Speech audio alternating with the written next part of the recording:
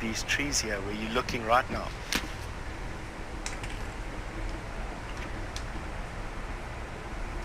That is my gut feel of where I think these alarm calls were coming from. That waterbuck that we were looking at was right into that bush on the other side of the drainage zone. Alarm calls have stopped.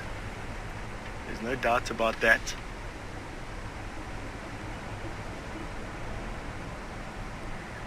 So I think what we're going to do,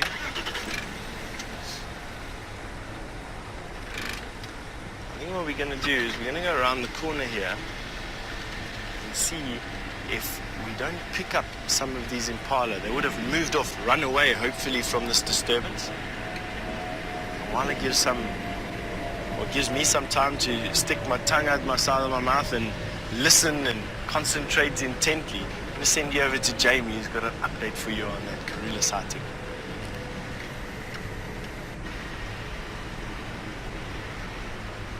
That is really, really exciting. Fingers crossed Steph manages to find whatever's upset those impala so much. Alright, stopping to look at a more unusual track. I'm going to show you it in a moment. Dan, my update is that I have found, I think, where Karula's cubs are, where she's left them on Djuma. It looks as though from their tracks they are around the old quarry area. I'm not going to go tromping in there because they are all on their own. The times that we've actually approached Karula's cubs when Mom hasn't been with them, they've been right on the edge of a road, so we haven't needed to go off-road to see them. Now I'm just going to leave them be for now, and hopefully Karula decides to come back onto our side. Now, on Twin Dams Road, we have an interesting track to show you. I'm going to jump out to show you what I mean. And Chad, let me know if they want a quick link over to Steph and his whatever exciting is happening there. So never fear, even though I don't have my earpiece in, I will be able to send you back across. What you're looking at is this line in the sand here. Now this is made very clearly by a creature that you often see if you're watching the dam cam. Now I know that the dam cam's not working at the moment, but it's something that we regularly see. And it's amazing because we often track this particular, well, I don't know if it's the same individual. We often track him all the way from the Twin Dams Road right up to the Voyatella Dam, which is a distance of probably about 2 kilometers and just over a mile. And it is a track made by an animal called a monitor lizard, a very, very big lizard. His footprints are here on the edge of his track. It's very difficult to see, sort of fingers extending out, reptilian fingers, and he walks in a very, very uniform swing to his tail. So it's kind of almost like a regular, like a snake track, except for the fact that there are tracks on either side of it. Now if this were a snake track, if a snake about this wide would have a track that would do this, so it would have, the curves would be much, the sort of the twist would be much tighter. So that's one of the big ways that you can tell the difference between just seeing a track like that straight away. You immediately know it's not a snake. It's also, this is very deeply grooved. It's very difficult for you guys to see, but this track is very deeply grooved, and that's made by the Leguavan's tail. We call them a Leguavan in South Africa. They are rock monitor lizards. Now that's what we're looking at there. And it's just interesting. It's the sort of thing that we register on a daily basis. It's just how far they can walk. One of those things that fascinates us as guides. Parked at such an angle, I have to heft myself back into the car. Sometimes it's tricky being short. Let's just grab a book quickly and make sure my earpiece is in case something marvelous happens. Oh, hold on. And somebody's trying to call me. Good day today. Good timing. Standing by. Good day today. Oh. I do. Looking for a picture for you to show you, but I'm taking forever to find them. You know what? Sometimes the index is a useful thing to use. There we go. 210.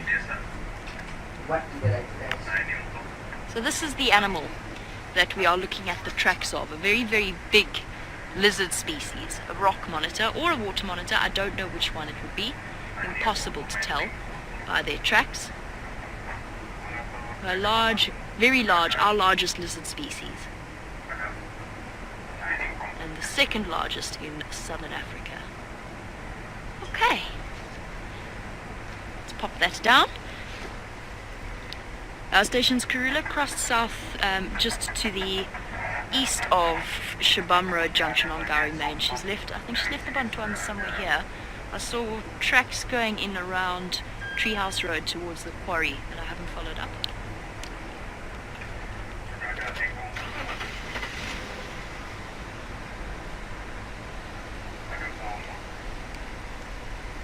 Nè, vô bóng đại nè. Copy that. Thấy rồi sao? Vô bóng đại.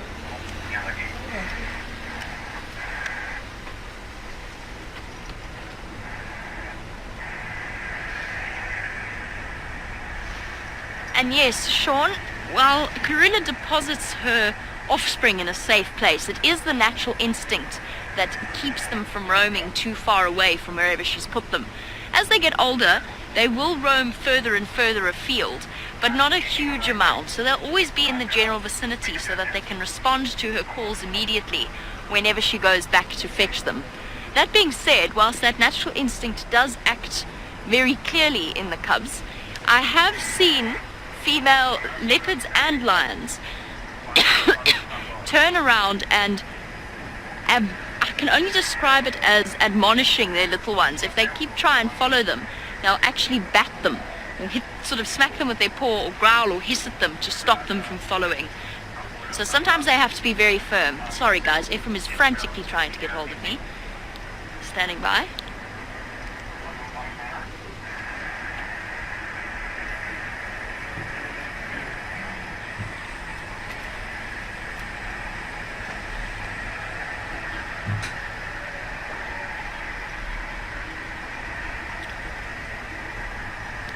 Copy that. Thanks very much, Ephraim. I'm probably not going to follow up, but I'm sure she could be going to fetch those Bantuans from around the quarry. I'll make my way back towards that area.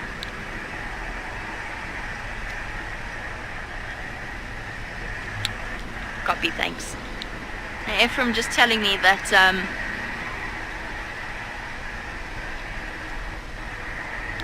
thanks very much, Ephraim. Have a good day. Alright. So Ephraim just telling me that apparently the guides are reporting that Karula's turned back towards the north and she might be coming back towards Gowrie Main once again. I think she's just hunting. I think she's just moving around. She won't have caught, well, she might have. It's unlikely that she caught something in the time period that from when we've last seen her till now, but it might be worth patrolling the boundary for the last few moments of the sunrise safari and just checking to see whether or not there's any sign of her. Unfortunately, I'm now quite far away from there. I didn't expect her to turn north, but it just goes to show with Karula, you never try and predict what she's going to do. So Sean, in South Africa, I do hope that answered your question about cubs and their instincts. As I said, I've seen cats hiss at their cubs to keep them in one place, but as soon as she's out of sight, then I think that the cubs instinctively relax and stay put. Now what I've been doing is I've actually been checking the spots where Karula has left her cubs before, because I believe that they have regular places that they'll leave their cubs. It makes utmost sense to me that she knows there's certain safe spots and that's where she'll deposit them.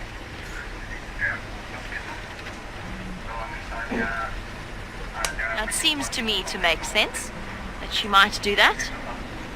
And also I think for the cubs it's easier for them to stay put if they are familiar with an area, which means, and that in turn will mean they know the escape routes, they know... Hello boy. Here you go, Gert. There was a water bug for you. And off he goes. Beautiful young bull. Unfortunately, he's almost immediately disappeared. Just the white ring. His bottom disappearing. I'm sure you are all wondering about what step... Start that whole sentence again. I am sure you are all wondering what is happening with Steph. Let's go and hear it from the man himself. Cầu về Trùng Quảng Nhá. Not much is happening to me, to be quite honest, and welcome back Còn thằng Toyota to our vehicle. We stood by in that area looking for those alarm calls, and no more sign of alarm calls coming from there.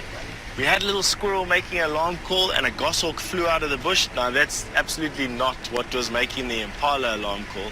I have no doubt that there was some disturbance in there that is potentially due to the fact that there's a large male leopard in the particular area. But without more tracks, it becomes quite difficult to say. It all becomes a bit of speculation.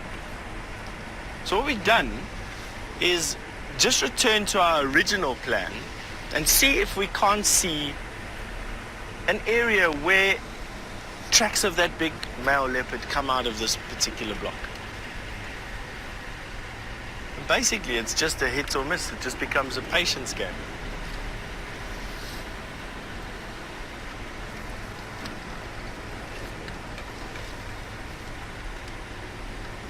Right. But what I am going to do is take this opportunity to say goodbye, which will leave us with some extra tracking time. If we do find this particular male leopard, we'll absolutely come back and show you in the closing minutes of this particular show. I just want to say thank you from myself, Steph Winterboer, and from Jean-Ray on the back of the car. Thanks for all your interesting questions and all the support that you give us.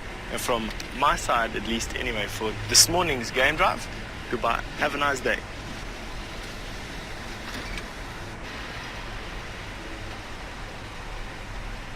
While we come through to the end of our sunrise safari, it seems I've been listening to the Game Drive channel.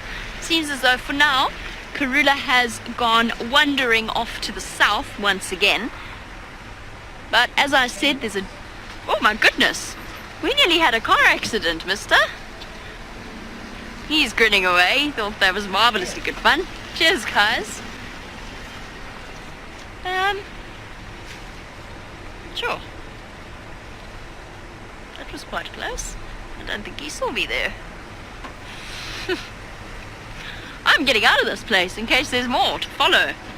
Goodness me. Interesting. Anyway, moving on from our near car accident and near death experience, not quite, slight exaggeration, hopefully Karula decides to move to the north at some time during either the middle of the day or during the sunset safari. So tracks are all over here. I've just been looking at them, and I know Steph showed them to you, so I'm not going to stop and look again.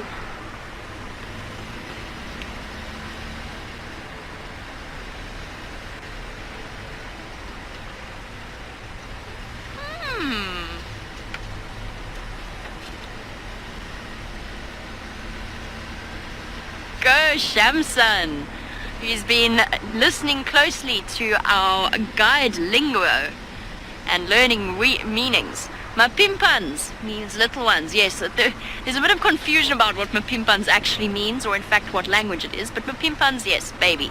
Bantwans, cubs. Or it's sons, babies. It's not really sons, it's babies as well.